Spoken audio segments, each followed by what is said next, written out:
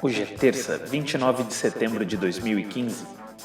Nesse episódio vamos falar sobre o filme O Corvo. Meu nome é Carlos Shin e está começando o Goober Cast.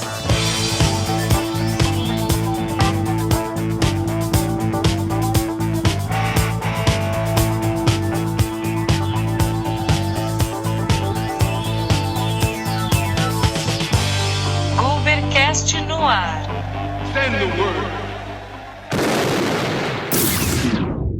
Você não vai ver um filme da Marvel com uma teta aparecendo? Isso é verdade. Filme da Marvel com uma teta aparecendo. Queria eu, né?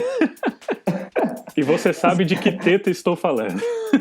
Os caras já estão assistindo já, tipo, procurando o filme já da Marvel que tem uma teta. Fica a dica aí.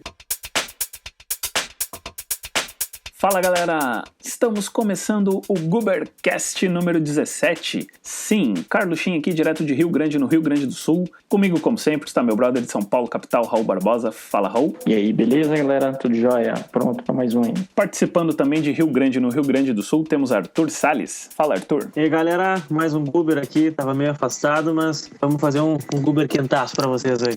Coach Goober hoje.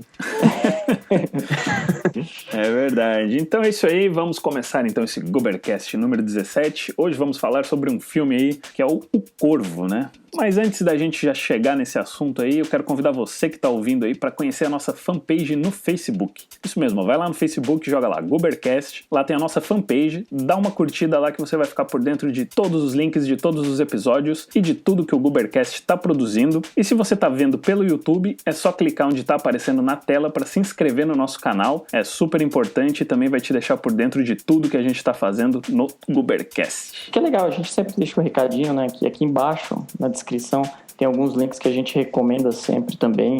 Aqui embaixo você encontra, por exemplo, link para favoritar, incluir ou criar uma playlist sua com nossos vídeos favoritos aí, que conta bastante pra gente para divulgação no YouTube, né?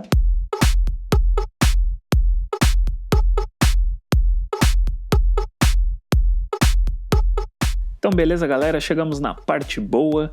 Filme tema desse Goobercast número 17, The Crow, em português BR, O Corvo. Filme de 1994 dirigido por Alex Proyas. No elenco temos Brandon Lee, Rochelle Davis, Michael Wincott, Bai Ling e Tony Todd. Um ano após ter sido assassinado juntamente com sua noiva por uma gangue, Eric Draven, um músico de rock, retorna da sepultura com a ajuda de um misterioso corvo com a intenção de se vingar de seus assassinos. Vamos lá então na ordem. Raulzito, meu brother, o que você achou de The Crow? Já vou dar nota agora, hein? Não, eu gosto pra caramba desse filme, que esse filme é, tipo, um dos filmes favoritos, assim, anos 90 aí. Considero esse filme, tipo, nota, sei lá, 9,5, digamos. Porra! Ele não é tudo isso, eu sei que não é tudo isso, mas... Nostalgia total. Quesito nostalgia, assim, até vai comentar aqui, ele é um filme que ele começa, acontece e acaba, assim, né? Então é um filme, você pode até pensar, pô, o filme é curtinho, porque hoje em dia a gente vê uns filmes aí, tipo, 2 horas, tal, 2 horas e meia, e é um filme que deve ter o quê? 1h40 e diverte. Pela toda a estética dele também, a trilha sonora dele ficou, tipo... virou uma trilha cult também, né? Porque tem várias bandas, assim, da época dos anos 90. Pô, eu acho muito bom. Acho divertido pra caramba. Muita gente não conhece. É um filme rapidinho. Dá pra você assistir de boa, assim. Vale muito a pena. A gente vai comentar mais sobre ele e as curiosidades aqui. Eu vou muito com o Raul, eu gosto muito. É um filme que se eternizou, assim, pela cultura cult, assim. E o Corvo se tornou meio que tipo um super-herói no meio da gurizada, assim, na época, né? Pelos poderes que ele tem no filme, assim, tudo mais. E a gente pode citar como poderes mesmo, não nesse sentido aqui que eu tô falando, não como a aptidão que ele acabou ganhando, né? Devido às condições do filme. Como o Raul falou também, a estética dele é fantástica, assim. Ele parece meio cyberpunk, mas ao mesmo tempo não é cyberpunk. Tem aquela coisa do subir subúrbio dos Estados Unidos, assim, sabe? Aquela coisa dos policiais corruptos e tudo mais, aquela questão da delegacia, de detetive, de crimes que acontecem toda hora que os policiais nem ligam mais, sabe? Meio que tipo assim, o crime tomou conta, e daí do nada a gente tem um cara que volta à vida aí e quer vingar os caras que mataram ele, a namorada dele, né? Então, tipo, é uma história que ganha fácil qualquer adolescente, assim, pelos poderes, pelo visual. E a gente não pode esquecer que é uma adaptação de uma história em quadrinho, né? E eu, particularmente, prefiro muito mais a estética do filme do que a estética dos quadrinhos, assim. A estética dos quadrinhos, ela é meio exagerada, assim. O traço é muito exagerado nesse lado do traço nem é tão legal, né? Se a gente for ver, né, os traços original, o desenhista, assim, nem tinha um desenho tão legal, assim, né? Exato, cara. Eu acho que a ideia... na tela, né? Exato, e parece que é uma história que foi feita pra se trabalhar com live action, assim, eu acho, com atores mesmo, assim. Nos quadrinhos ela é muito boa, eu não cheguei a ler ainda, só li poucas coisas sobre, mas eu acho que o filme acabou sendo melhor que ela. Gosto muito, eu vou dar minha nota no final aí. Bom, a minha opinião aqui é um pouquinho diferente da dos dois. Cara, o Corvo, assim, eu considero, que nem mais ou menos o Arthur falou, é um filme que funciona muito pra adolescente, e eu, quando era um adolescente, na época que esse filme saiu, puta, eu gostei pra caramba, assim, do filme. Não é que eu não goste hoje em dia, mas, cara, ele é extremamente datado, sabe? Pra mim, ele não sobreviveu ao tempo, que nem mais ou menos o Raul falou, né? Ele pode até divertir? Puta, pode, velho, se tu tiver aquela mentalidade nostálgica da época, porque, que nem eu falei, ele é datado, ele é muito caricato, é aquele lugar totalmente utópico, sabe? O plot é, puta, quase inexistente, assim, 500 buracos. Todos os vilões são extremamente caricatos e forçados, é vilão por ser vilão, sabe? Não tem motivação nenhuma. As cenas em si de ação, cara, são muito péssimas, sabe? E aquilo, é prato cheio pra adolescente, cara. É que nem o Arthur falou, a estética agrada adolescente, é o carinha, aí tem a banda, a trilha é legal, beleza, mas tem muito aquela cara de baixa produção dos anos 90, sabe? Então aqueles filmes excessivamente escuro. Putz, eu acho assim que se você analisar friamente como filme em 2015, ele sofre muito, a não ser que você tenha essa ligação nostálgica, puta, fica complicado pra uma galera nova, assim, gostar desse filme. E a nostalgia, pra mim, no caso, não é muito grande, porque eu tinha visto ele lá nos anos 90, na época, revi uma ou outra vez lá ainda, então quer dizer, passou acho que mais de 15 anos sem eu ver o filme e eu fui rever ele agora. É aquele típico filme, assim, que teve um impacto na minha adolescência que já não tem mais, sabe? Então, eu não tenho esse vínculo nostálgico com ele, então a minha visão é um pouquinho mais, assim, vamos dizer, sem glamour. A gente vai fazer um embate agora. Duelo de titãs agora. Hoje em dia tem gente que quer ver filme só por ver filme, e tem gente que quer ver filme pra tirar uma opinião disso, né? Digamos, os ditos cinéfilos da atualidade. Um cara desses que vai ver esse filme, ele vai ter que ver o filme com a cabeça do de 94. Assim como todos os filmes dos anos 90, tu não vai ver ele com uma cabeça atual, assim, tipo, porque é uma questão de filtro, de edição, de trilha sonora, sabe? Tem filme que segura, que, assim, cara. Tem filme que é dos anos 60 e consegue se manter ainda bem, sabe? Ele é uma baixa produção, né? Então, mas ele se manteve. Ele é muito conhecido, cara. Ele teve muita influência, assim, de... Não tô dizendo que ele não tem uma influência boa. Eu tô dizendo que o modo dele ser caricato, ele não segura, vamos dizer assim, essa realidade apresentada no filme, ela não é palha hoje, entendeu? É isso que eu tô querendo dizer. Aqueles vilões são daquele jeito mesmo, sabe? Não, velho, é um bagulho palha pra caralho. Então, é nesse sentido que eu tô falando. Um filme, por exemplo, que eu acho que daria pra fazer esse comparativo, assim, pra galera ter mais uma ideia, pelo menos quem talvez não tenha assistido ainda, eu acho que assim, um filme que dá pra comparar bastante é esse filme com Sin City, por exemplo, de hoje, que é feito mais atualmente, né, digamos, de uma década pra cá. Porque eu acho assim, por exemplo, o Sin City, ele tem os efeitos novos, né, tem tipo uma base de efeitos especiais assim, que são mais novos, mas os personagens são caricatos também. Os personagens são caricatos, mas aí no Sin City, no caso, ele tem um roteiro melhor, ele é mais bem escrito, sabe? Esse aí eu acho que ele sofre muito, assim, em vários aspectos, entendeu? Em questão de história, não tem nem o que falar, assim, mas se você for pegar a estética, Aquela estética que nem o Arthur falou do suburbano ali, do herói, o cara pulando nos telhados, assim. A gente vê hoje, por exemplo, no Sin City lá, quando tem... Tem vários filmes que aproveitaram, né, várias cenas do que foi visto nesse filme. Eu não tô tirando mérito nenhum do filme, eu só tô dizendo, assim, que uma questão de longevidade dele, pra mim, ele perdeu, sabe? Eu acho que assim, eu não tô defendendo o filme dizendo que ele é o melhor filme de todos. Eu acho que O Corvo é um filme que, na época, como um blockbuster, funcionou muito bem. Teve a impulsão, como a gente vai falar, da morte do Brandon Lee, que o ator principal do filme acabou falecendo, morrendo numa cena, pra quem não conhecia a história ainda, mas a gente vai abordar depois. Eu acho que assim, ele teve uma série de fatores, claro, que impulsionaram ele pra ele estar aí até hoje e ser lembrado como O Corvo, assim. Porém, naquela época, cara, tava sendo o quê? Tava se criando uma imensidão de super-heróis, entre aspas, assim, desde Marvel, DC e qualquer coisa, e o Corvo surgiu meio que independente ali, e pô, naquela época era muito raro tu fazer um filme de super-herói, cara. Deus louco, fizeram um filme de um cara que ninguém conhecia, que tinha visão de corvo, que matava os vilões e fazia o escambau. Eu acho que isso aí ganhou muito a gurizada e acabou. Uma coisa que eu acho legal, entendeu? Uma coisa que eu acho legal, assim, por exemplo, dessa questão assim, que eu acho que é o mais legal, assim, do filme mesmo em si, nem tanto a história mesmo, mas é mais a questão da estética dele, né? Por quê? Porque essa estética dele, por exemplo, o cara que é o herói, ele é o quê? Ele é um cara, por anos 90, tava ali aquela coisa de Seattle, né? De guitarra, de bandas de Seattle, né? Nirvana, cara, aquela época, né? Rock era o popular da coisa, né, cara? Então, ele faz um roqueiro só que tem uma cara meio de roqueiro normal, mais puxado para um gótico também. Assim, todas essas vertentes, assim, sabe, do rock, assim, e juntou tudo num filme com HQ, fez um pacotinho. Ficou legal, assim, sabe? Tipo, na época. Sim, sabe como eu vejo O Corvo, cara? É um filme, assim, claro, a gente tá levando esse fator nostalgia, assim, mas é um filme que, por exemplo, se a gente for prestar atenção, ele só se ferra mesmo, assim, o cara só sofre danos no corpo dele, digamos assim, tá tomando um pau aí, é no final mesmo, assim, tipo, até o filme inteiro, ele é o imortal fodão que faz de tudo, assim. E, tipo, cara, isso é animal, porque a gente tá acostumado a ver filme onde, tipo, eu chamo de instinto Van Damme. O cara apanha até lembrar de alguma coisa que ativa as memórias cognitivas que faz o cara lutar pra cacete, daí vai lá e mata o vilão, tá ligado? Não, a gente tem um cara que chega e desce o cacete e deu, e pronto, assim. É como se a gente estivesse fugindo da realidade, entendeu? Fugindo desse padrão que a gente tem de filmes. Então, tipo, ele é meio que especial, assim, eu não consigo colocar ele com críticas que nem eu colocaria um filme hoje em dia, sabe?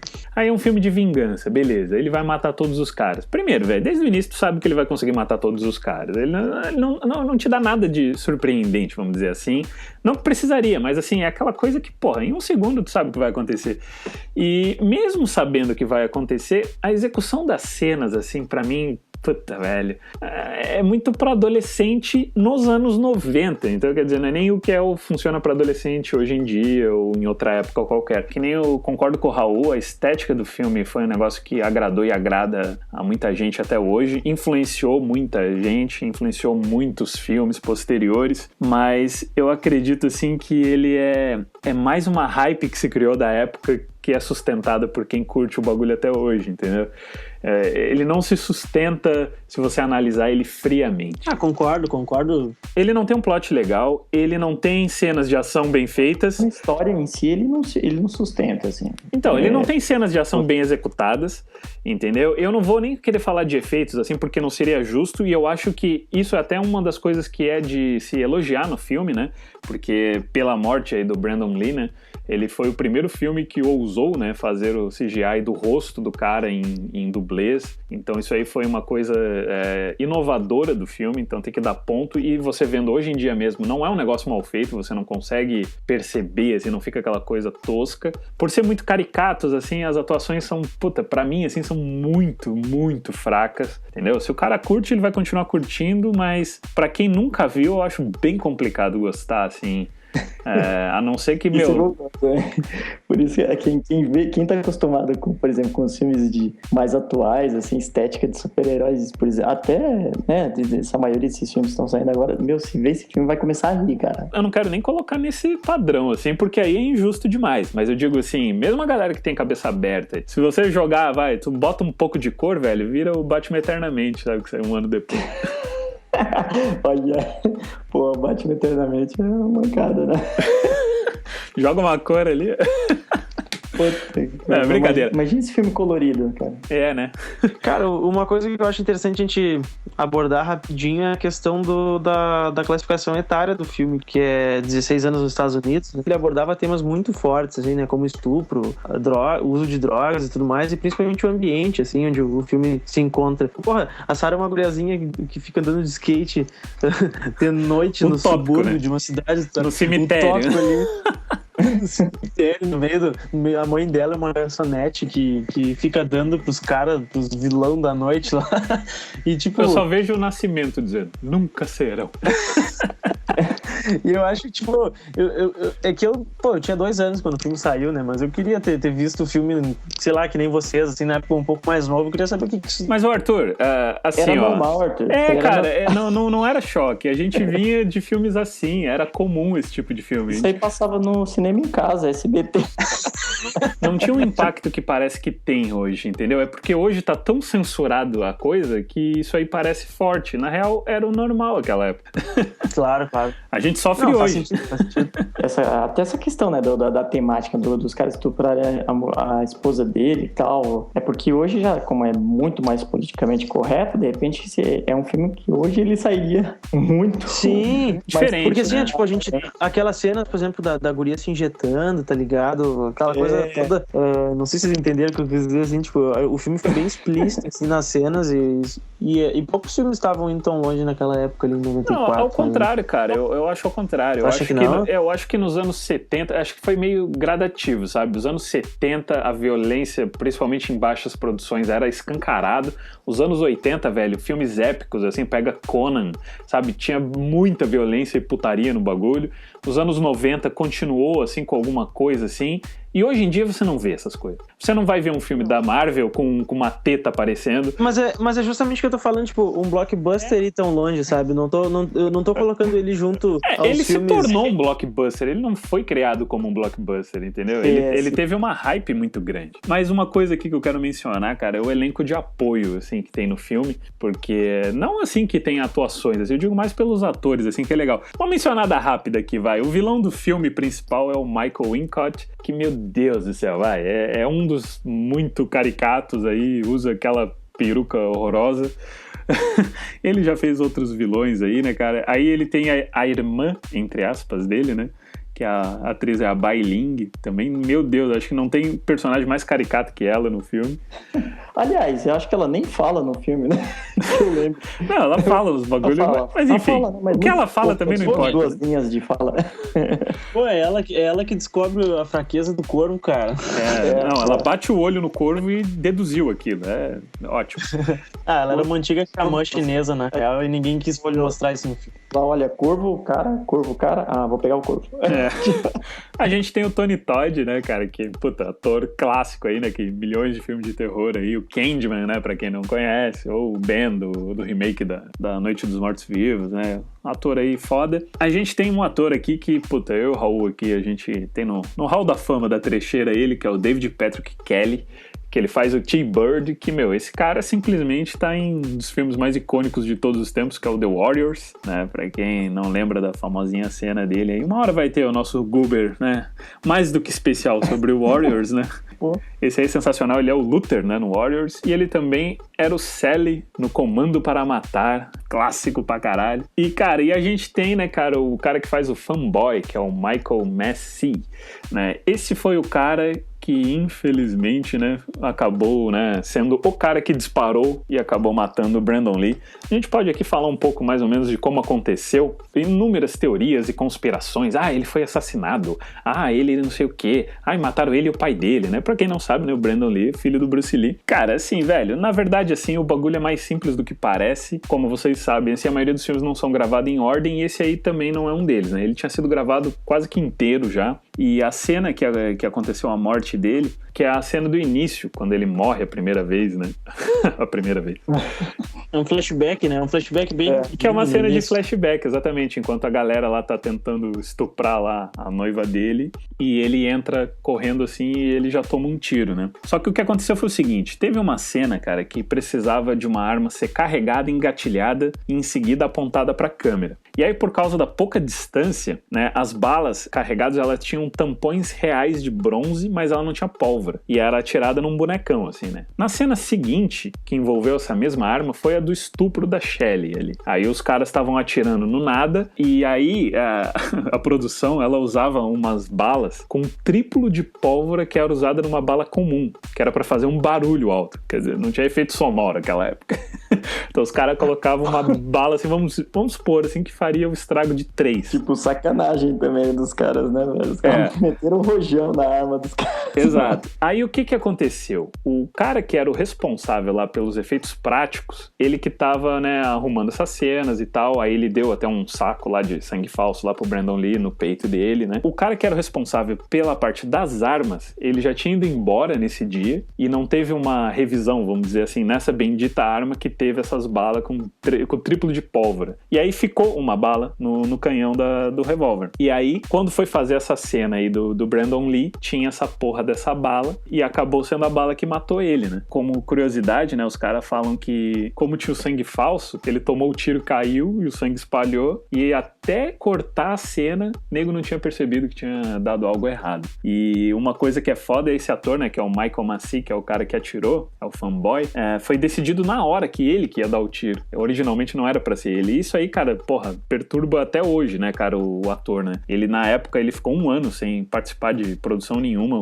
tipo, trauma da parada, e em várias entrevistas ele menciona que até hoje ele tem pesadelos, assim, com um incidente, né? Não deve ser fácil, né, meu? O cara que acabou matando o Brandon Lee. É mais ou menos como se os caras tivessem dado uma arma de roleta russa na mão dele e falado, gira aí.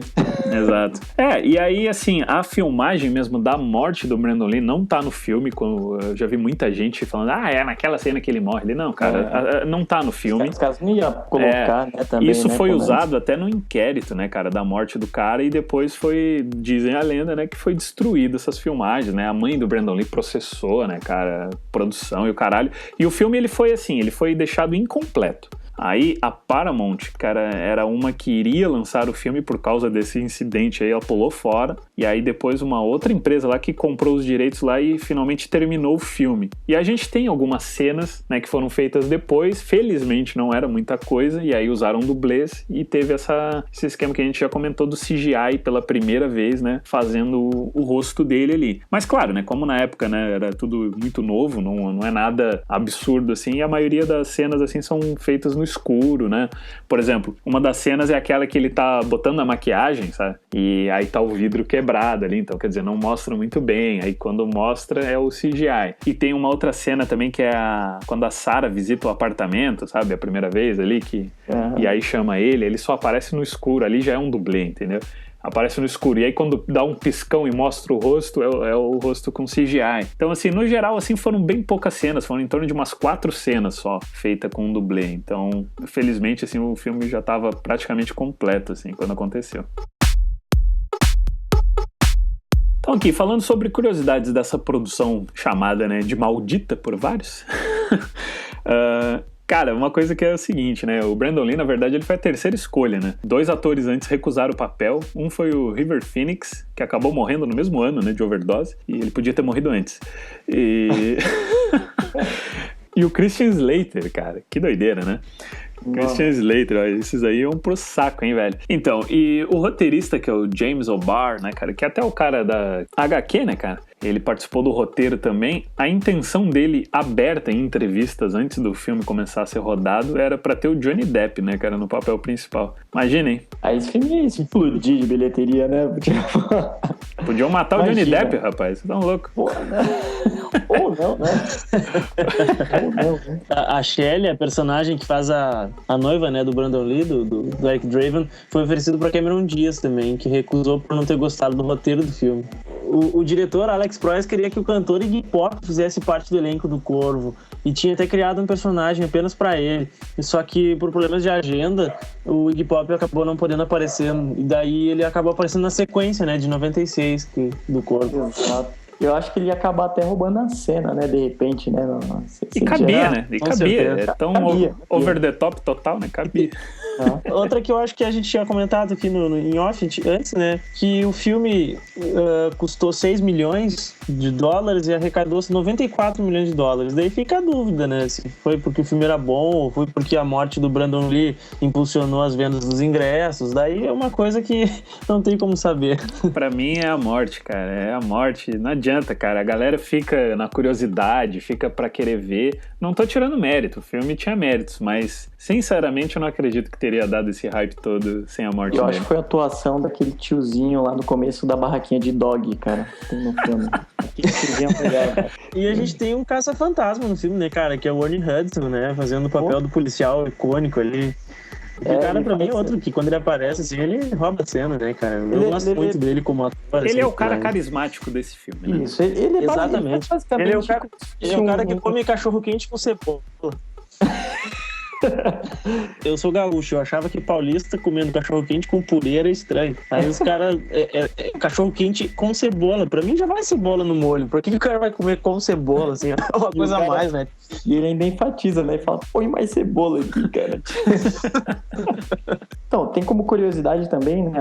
Pra quem não sabe, a primeira aparição. Porque, na verdade, tem várias HQs, né? Tem alguns crossovers que rola. Mas a primeira aparição, que inclusive essa que vocês estão vendo na tela aqui, vocês estão vendo que a primeira aparição foi na revista Caliber Presents, em 89. Na verdade, apareceu numa historinha assim de 7 páginas, né? Então, pra quem tiver interesse em buscar as HQs pra aprofundar um pouco mais no personagem original, né? Que existem várias diferenças, né? Entre como é abordado no filme, até nas séries, pro personagem como ele foi concebido, né? Originalmente. Dentre várias diferenças menores, assim, pro filme funcionar, como, por exemplo, os caras das gangues, ou, né, ou algum acontecimento, assim, que um pouquinho é coisa diferente, ele tem uma coisa que eu acho meio pesada na HQ, que é o seguinte: ele, o personagem do Eric, é o cara que fica 30 horas lá em coma no hospital antes de morrer, e não a noiva dele. E isso aí, a HQ, ele dá a entender, isso fica no ar, né, não é confirmado nem nada, mas que todos esses acontecimentos do Corvo seria tipo um sonho, um delírio de vingança dele enquanto ele estava em coma ainda. E isso aí é sensacional de você imaginar. Se eles aproveitassem isso no filme, pra mim, assim, eu aceitaria muito melhor aquela realidade tão over the top, entendeu? E aí eles quiseram no filme dar um draminha dizendo que era a noiva pra ter mais impacto Pra mim é pra ficar mais pra adolescente mesmo. Inclusive, como são várias HQs, tem algumas que valem até a pena, assim, os desenhos são bem feitos, tem umas que são mais toscas, assim, mas no geral vale a curiosidade, para quem quiser buscar aí. Eu vou deixar um link aqui de um site que tem as HQs, para quem tiver a fim de dar uma consultada também, ok? Por último aqui, entre curiosidade, né, / polêmica, né? Isso aqui é o seguinte, cara. Se você aí, né, que assistiu o Corvo, daqui a pouco não lembra, ou se você ainda não viu o Corvo, eu indico seriamente você ver esse filme, mas pra você traçar um comparativo, cara. Um comparativo, assim, com um filme mega blockbuster que todo mundo já viu, né? Que é o The Dark Knight. Isso mesmo. Pra você, cara, comparar, pra mim, assim, eu acuso, eu não tenho provas, é só por acusar mesmo. Pra mim, inspiração é muito entre aspas. entendeu? O visual do Heath Ledger como Coringa, pra mim foi descaradamente tirado do Corvo. É muito idêntico, assim, visualmente, e não só isso. Alguns aspectos da atuação do Brandon Lee, eu vejo ali no Heath Ledger. Tem entrevista do Heath Ledger dizendo que era muito fã do filme, e tem uma cena em específico, que é a cena, né, que ele chega lá na mesa de reuniões lá dos vilões lá e tal, cara, que é extremamente idêntica à apresentação do Coringa no Dark Knight. Provavelmente vocês já estão vendo essa imagem aqui na tela. Tem vários vídeos de comparação. Mas tem vários vídeos no YouTube pra quem quiser procurar também. O bagulho quadro a quadro, você vê assim, cara, não é um acidente, entendeu? E alguns podem defender dizendo, não, porra, o bagulho é homenagem. Porra nenhuma, vai. Pra mim, assim, eu não vou aqui falar mal do Dark Knight, não pensem nisso. Aquele aspecto que eles procuraram colocar pro Coringa, eu acho que serviu meio que homenagem ao Corvo, assim, não um plágio, sei lá, eu penso mais na homenagem mesmo, assim. Assim como o Nolan queria homenagear o Páprica também A Origem, né? No Inception, né? Exato. Que é basicamente a mesma história. Né? Exato. Velho, o que eu quero dizer é o quê? A galera, tipo, quando ela conhece algo e não tem um background, ela tem aquela, vamos dizer assim, aquela coisa de fanboy, aquela coisa de endeusar. O The Dark Knight, velho, é um filme que eu acho espetacular, velho. É um filme nota 10. Eu não vou tirar um ponto do filme. Só que a galera endeusa ao extremo, tanto o Nolan quanto o Heath Ledger, sabe? Assim, como o filme em si. E, cara, quando você tem um pouco mais de bagagem, você sabe mais ou menos da onde o cara tirou uma referência, você vê que não é aquilo tudo. Não que vai desmerecer, o bagulho vai se tornar ruim por causa disso. Não, mas não é aquela coisa assim que brotou. Não é aquela coisa original 100%. Pra galera assim que nunca viu o filme, velho, talvez seja um choque. É só um caso curioso, assim, sabe? É um bagulho que, se ele fosse querer ser fiel ao Coringa, ele não seria nunca parecido com aquilo ali. Entendeu? Com certeza. Bom, deixa um comentário aqui se vocês acharam que se parece ou não, porque pra gente aqui ficou muito claro que foi chupinhado de alguma forma. Sim. Assim. E por falar em Nolan, né? Não esqueçam de ver o vídeo que a gente fez anterior do Guber, que a gente fez sobre o Interstellar, né? O link tá aqui também. Mas finalizando no geral, assim, é um filme que a gente recomenda, pelo menos eu recomendo pra caramba, assim. Filme de herói, né? Adaptação de quadrinhos e tal. Pelo fato dele ser um filme cult e tem essas curiosidades, né, cara? Que, de repente, muita gente deixou passar, né? Nessa época que saiu o filme e aproveita e assiste agora. Netflix tá aí pra isso, né? Pra mim, assim, é um filme que funciona bem, como o Carlos falou, como nostalgia. Não é o melhor filme do mundo, não é. Mas é um filme que vale a conferida. Como eu sempre falo em todos os grupos que eu participo, assistam os filmes e procurem tirar as próprias conclusões para depois pensar o que os outros pensam, né? Para ver se bate, para ver se tu muda a tua ideia, para ver se aquilo faz sentido ou não faz sentido. É um filme que retrata, como a gente falou, um cenário meio gótico, meio cyberpunk, mas ao mesmo tempo meio coisa de subúrbio, assim, de policial, drama policial e tudo mais, né? Assassinatos de gente nova, vilões característicos e carismáticos e tudo mais. E no final é um filme que se resolve muito rápido, assim, quando tu menos espera ele já acabou. E tu não pede uma sequência, assim, tu não fica... Porque ele acaba ali mesmo. Mas, assim, pra mim, cara, é uma nota, sei lá, nota 7, assim, pelo contexto anos 90 que ele tem. Todo aquele filtro, aquela mágica dos anos 90, assim. Então eu acho que ele merece um 7. Criticar ele como a gente critica os filmes normalmente no Google, lógico que eu daria uma nota 5. Bom, no fim das contas, cara, eu acho que esse filme, ele serve como nostalgia, como eu já falei, pra quem curte. Pra mim, assim, se eu fosse tiver que dar uma nota, é uma nota 4. Que eu acho ele um pouquinho abaixo da média, assim. Mas é assistível, cara.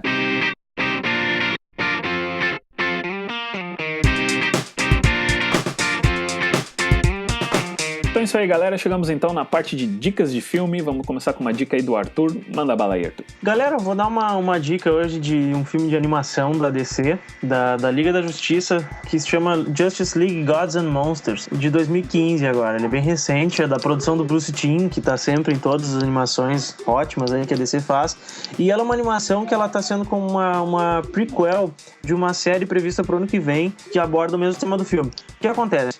Primeiro de tudo, a gente tem uma realidade realidade totalmente diferente do que a gente tá acostumado. O Superman, ele é filho do Zod, ele não é filho do Jor-El, ele não cai nos Estados Unidos, ele é cuidado, no caso, por imigrantes mexicanos. O Batman é um vampiro, ele sofreu uma mutação genética devido a um lance meio Spider-Man, assim, meio Homem-Aranha com um morcego. E a Mulher Maravilha, o plot dela é bem diferente, assim, não é nada idiomático que vai fazer diferença eu comentar. Só que o que acontece? A Liga da Justiça é composta por eles três e ela só responde ela mesma. Tipo, ela chega matando geral, chega largando medo, chega zoando tudo, assim, tudo a favor deles. Então é uma temática super diferente do que a gente está acostumado em Liga da Justiça e, no caso, está preparando o terreno para uma série que vai ser lançada no ano que vem com esses mesmos personagens, esse mesmo plot, né? Então vale a conferida. É Justice League Gods and Monsters, de 2015 agora. Minha dica de hoje vai ser, aproveitando aí o Corvo, o Brandon Lee, vai ser um outro filme dele que chama Showdown in Little Tokyo. Em português, Massacre no Bairro Japonês, filme de 1991 dirigido por Mark L. Lester. No elenco fora Brandon Lee temos Dolph Lundgren, Tia Carrere e Cary Hiroyuki Tagawa. Esse foi o primeiro filme americano com Brandon Lee e o filme se passa em Los Angeles, na Califórnia. São dois policiais que lutam para acabar com uma nova e mortal gangue japonesa de drogas. Então é aquele típico filme de ação no início dos anos 90, mas ainda com aquela pegada dos anos 80, assim, onde mais ou menos tudo era possível. Então a gente tem o personagem Dolph Lundgren, que é o Chris Kenner, e ele quando criança morava no Japão junto com o pai, aí o pai assassinado pelos caras da Yakuza, depois já um sargento da polícia na Califórnia. Ele tem um novo parceiro, que é o personagem do Brandon Lee, que é o Johnny Morata, e aí eles têm que pegar esse cara que era da Yakuza. O ator é o Cary Hiroyuki Tagawa, que pra quem não lembra é o Shang Tsung do primeiro filme do Mortal Kombat, e aí ao mesmo tempo eles têm essa testemunha que eles têm que proteger. E aí é aquilo, se você curte filmes de ação com aquela pegada anos 80, início dos anos 90, com certeza você vai gostar. Caso você seja fã dos filmes de ação atuais, aí fica meio complicado, mas eu digo assim, se você curte o Brandon Lee e ainda não assistiu esse filme, vale a conferida, fica a minha dica aí, Showdown in Little Tokyo ou Massacre no Bairro Japonês.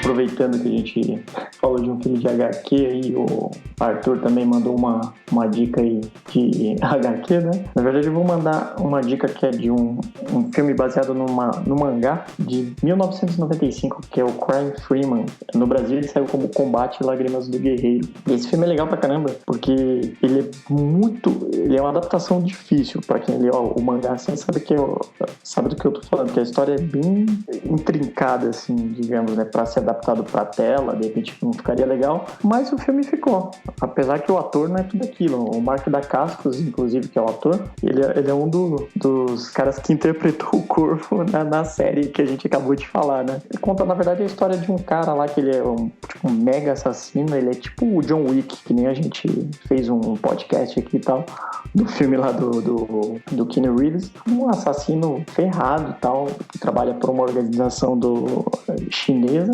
E acontece que ele acaba matando os caras da Yakuza, e tem uma mulher que é pintora e tal, e ela vê ele matando essas pessoas, só que ela fica meio que fascinada por ele, e ela queria fazer um último pedido pra ele e tal, e nessa os caras começam a ir atrás dele e tudo mais. Tem toda uma parte meio mística também envolvendo lá que ele foi treinado e tal, tem tipo uma coisa meio milenar por trás. É uma história doida assim, mas é muito louco, vale bastante conferida, fica aí a dica.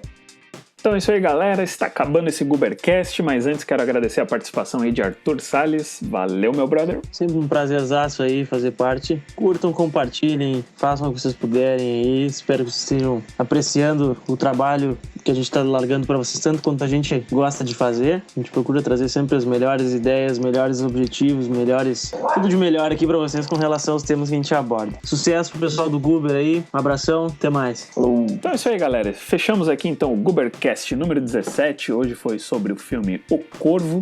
Não se esqueça de se inscrever no nosso canal e dar uma curtida nos nossos vídeos, e até o próximo episódio. Tchau!